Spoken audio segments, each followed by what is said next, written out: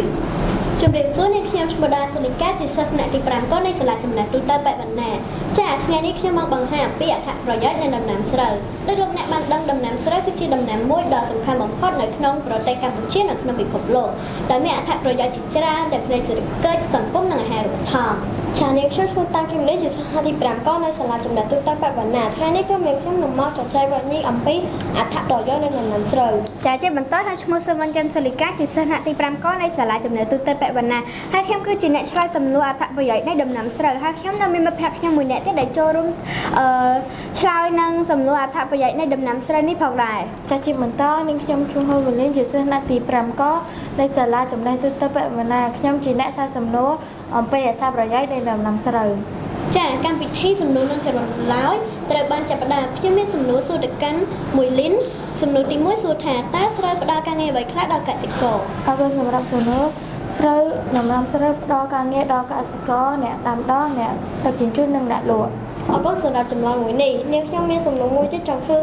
ទៅកាន់ហុំមួយលីនតើស្រូវផ្ដល់ថាមពលនិងសារធាតុចិញ្ចឹមអ្វីខ្លះដល់យើងអរគុណសម្រាប់សំណួរស្រូវផ្ដល់ថាមពលនិងសារធាតុចិញ្ចឹមដល់យើងដូចជាស្រូវផ្ដល់ជាកាបូនហិដ្រាតដែលជាប្រភពថាមពលសម្រាប់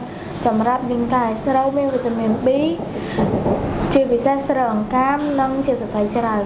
ចាអរគុណសម្រាប់ចម្លើយខ្ញុំមានសំណួរសួរទៅកាន់សូលីកាសួរថាតើស្រូវមានតម្លៃជាអត្ថប្រយោជន៍ជាតិកម្រិតណាអរគុណសម្រាប់សំណួរស្រូវមានតម្លៃជាអត្ថប្រយោជន៍ជាតិក្នុងវប្បធម៌និងជីវភាពប្រចាំថ្ងៃ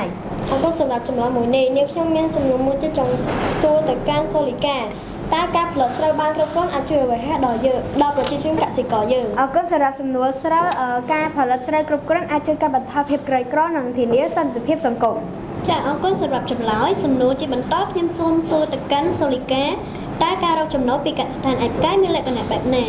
អរគុណសម្រាប់សំណួរការរកចំណូលពីកសិដ្ឋានអាចផ្កាយគឺជាសំណល់សរីរាង្គអាចប្រើជាជីឬធម្មពលជាតិអរគុណសម្រាប់ចម្លើយតើដំណាំស្រូវអាចផលិតបានជាអ្វីខ្លះអរគុណសម្រាប់សំណួរស្រូវអាចផលិតបានជាសម្រាប់ការព្រំដូងស្រូវឬស្រាចាអរគុណសម្រាប់ចម្លើយសំណួរជាចុងក្រោយខ្ញុំសូមសួរទៅកាន់សូលីកាតើស្រូវអាចដាំបាននៅតំបន់ណាខ្លះអរគុណសម្រាប់សំណួរស្រូវអាចដាំបាននៅតំបន់វាលនិងតំបន់ខ្ពង់រាបសរុបមកដំណាំស្រូវមានតួនាទីសំខាន់ណាស់ក្នុងការធានាស្បៀងអាហារការអភិវឌ្ឍសេដ្ឋកិច្ចនិងវប្បធម៌ប្រពៃណីនេះជាមូលហេតុដែលវាត្រូវបាន